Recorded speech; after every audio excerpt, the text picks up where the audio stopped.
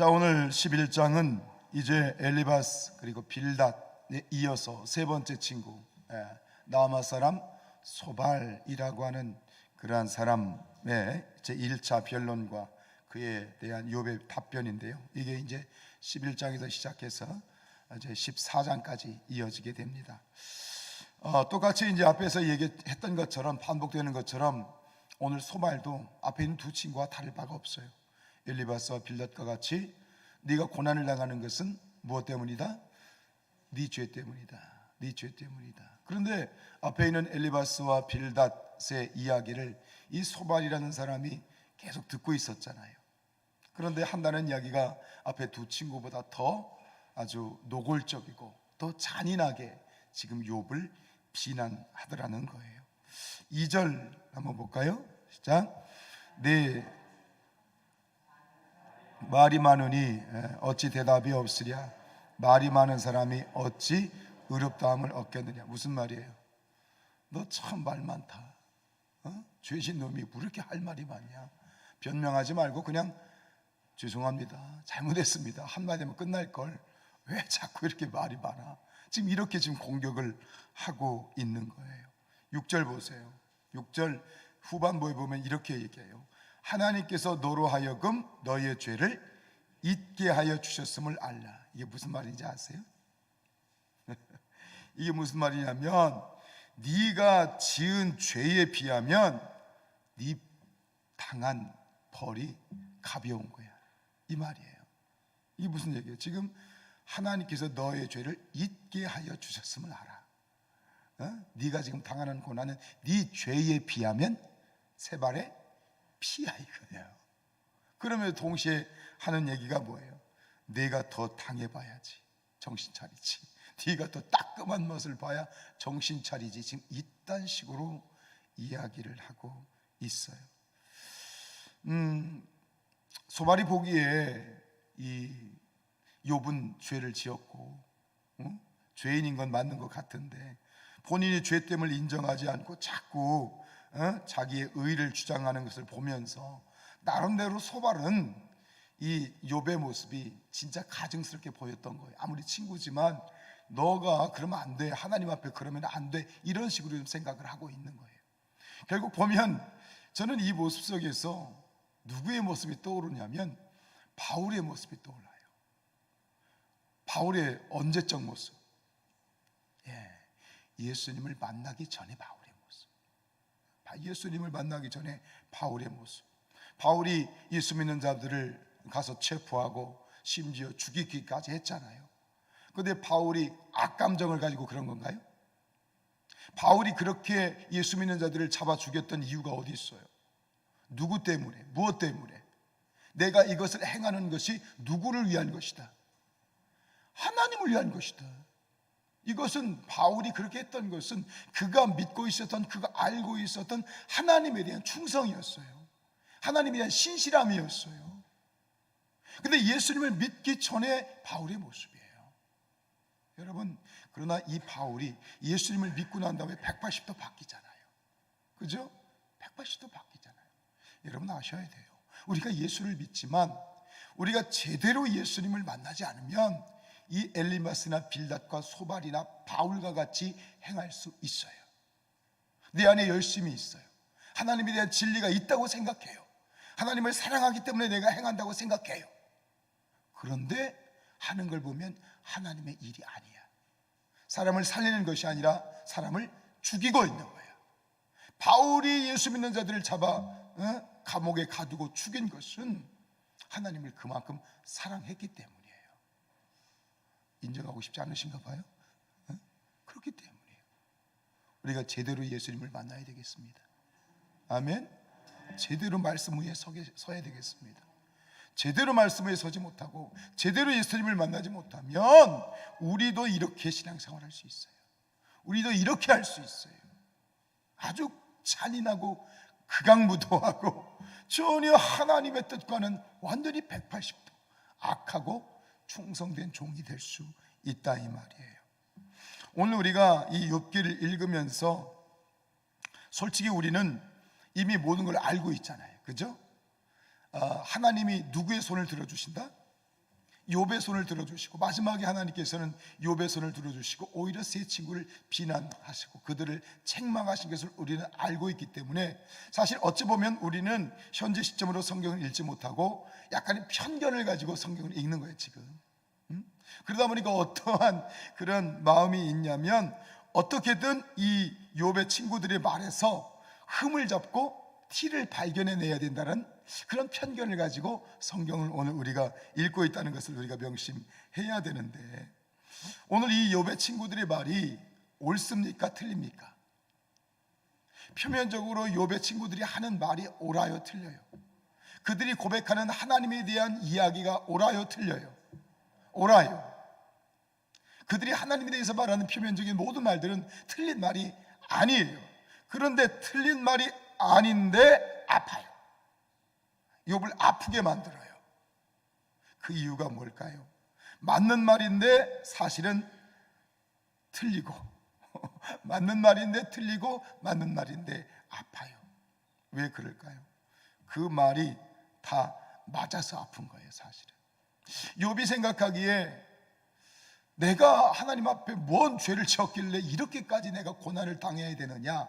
그런데 그러면서도 한편으로는 그 욥의 친구들의 말이 맞는 말이거든. 하나님에 대한 이야기가 맞는 말이거든. 맞는 말인데 아픈 거야.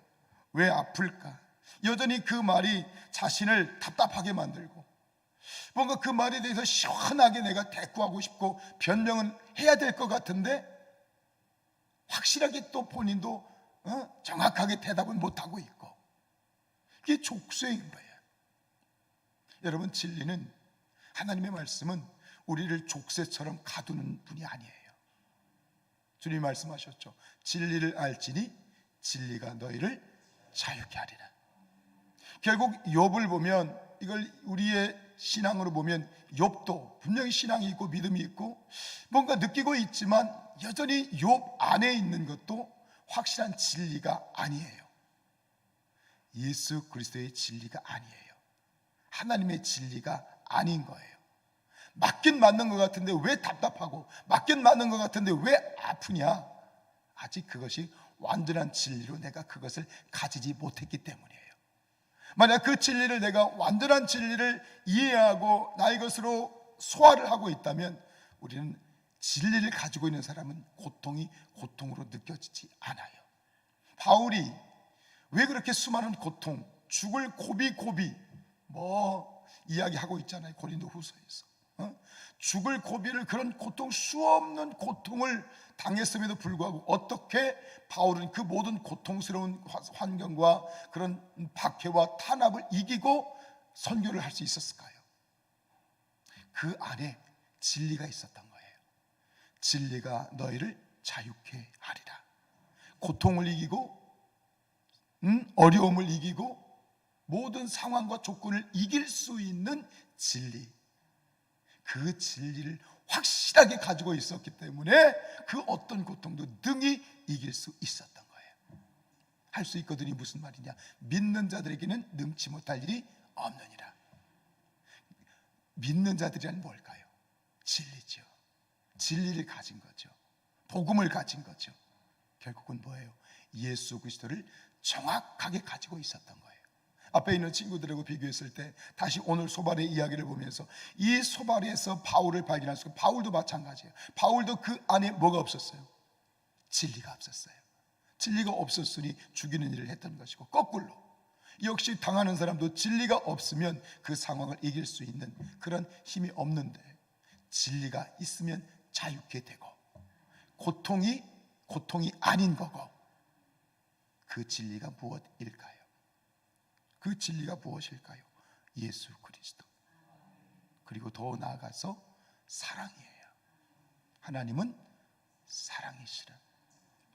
오늘 이 욥이 왜 이렇게 아픈 걸까요? 맞는데 왜 아픈 걸까요? 뭐가 없어? 진리가 없는데 그 진리는 뭐다? 사랑이에요. 예수 그리스도는 사랑이에요. 진리는 예수 그리스도고 예수 그리스도는 사랑이고, 다 통하는 거예요. 맞는 말인데 왜 아플까요? 너무 차가워요. 지금 이 욥을 위로해 주겠다고 온 사람들. 위로라고 하는 건 차가운 거예요, 따뜻한 거예요? 따뜻한 거죠. 친구들이 이 추위 속에 벌벌벌 떨고 있는 욥을 따뜻하게 만들어 주겠다고 셋이나 왔어요. 근데 그 옆에 있으면 욥이 따뜻함을 느껴야 되잖아요. 근데 욥이 따뜻한 게 아니라 뭐예요? 더 추워요. 얼어 죽겠어요. 이 세 친구가 와서는 이 추위 속에 헐벗고 굶주린 이 욥을 더 오들오들 떨게 만들고 있어요. 차라리 없어야 되는데. 왜? 추워요. 인간 존재가 너무 추워요. 맞는 말을 하는데 너무 추워요. 왜? 그 속에 뭐가 없어? 사랑이 없어. 사랑이 없어. 그래서 추운 거예요. 맞는 말인데 추워. 여러분, 우리의 믿음이 맞는 것이죠? 우리의 신앙이 맞죠? 우리가 예수를 믿는 건 맞죠? 근데 왜 그렇게 춥죠? 왜 그 사람이 그 곁에만 가면 그 주변 사람들이 왜 이렇게 오들오들 떨죠? 왜 그 사람이 정말 믿음이 좋고 기도하고 신앙생활 오래 했고 점점 믿음을 가지고 있고 자기도 고백하고 간증하는데 왜 그 사람이 옆에만 가면 주변 사람들이 그렇게 오들오들 떨죠? 틀려서요? 아니에요. 뭐가 없어? 사랑이 없어. 맞는 말인데 사랑이 없어. 분명히 고린도 후서에서 말씀하고 있잖아요. 아무리 믿음이 좋고 큰 기적을 일으키고 천사의 말을 하고 엄청난 일을 하는 것 같고 엄청난 사역을 하는 것 같고 정말 다 맞는 얘기인데 뭐가 없으면 사랑이 없으면 아무것도 아니야. 근데 사랑이 없으면 아무것도 아닌 것이 제로가 아니에요. 0이 아니에요. 마이너스예요. 추워요. 존재 자체가 추워요. 사랑하는 여러분들이요, 오늘 욥은 분명히 죄가 없는데 고난을 당하고 있어요. 인정하시죠? 이게 인정되는 거예요. 여러분, 죄가 없어도 고난 당할 수 있어요. 아멘이에요? 죄가 없어도 고난 당할 수 있어요. 내가 이렇게 고난 당하는 게 내가 뭔 죄를 지어서 그런가? 맞는 말이기도 하고 틀린 말이기도 해요. 이들의 논리대로 정말 죄가 있어야만, 그 죄는 정말 그 고난은 죄에 대한 대가라면, 그럼 이런 예외가 적용되는 사람, 욥처럼 죄가 없는데 고난을 당했던 또 한 분이 계세요. 그리고 그분이 누구예요? 예수님이시잖아요. 이들의 논리대로 하면 어떤 얘기가 되냐면, 무고한 자의 고난이 없다면, 죄가 없는데 고난을 당하는 일이 없다면 그럼 누구도 없어야 돼? 예수도 없는 거예요. 예수도 없는 거예요. 죄와 벌, 이건 언제나 적용되는 공식은 아니에요. 사랑하는 여러분들이요, 이처럼 고난당하고 힘들어하는 자들에게 우리가 바른 말이 중요한 것이 아니라 그 곁에서 우리가 따뜻한 위로가 되어줘야 되겠습니다. 그래서 사도 바울이, 결국 사도 바울도 이런 사람이었잖아요. 그런데 사도 바울이 이 본인의 그런 어떤 실수와 잘못된 것을 깨닫고 난 다음에 이런 말을 로마서에 얘기했죠. 로마서 12장 15절에 즐거워하는 자와 함께 즐거워하고 우는 자들과 함께 울라. 말이 필요한 게 아니에요. 맞는 말이 필요한 게 아니에요.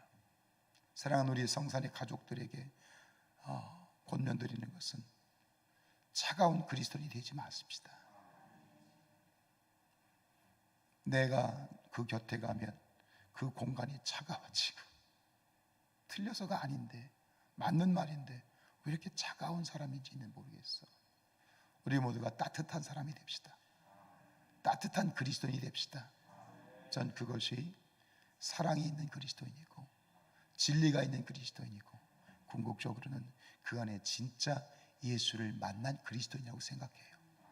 그리스도인이지만 예수 없는 그리스도인이 있다고 생각해. 예수를 가진 그리스도인. 말이 아니라 기뻐하는 사람과 함께 기뻐해 주면 되고, 우는 사람과 함께는 말이 아니라 함께 눈물을 흘려줄 수 있는 그런 우리 그리스도인, 그런 성산교회 성도들 되시기를 주님의 이름으로 축복합니다.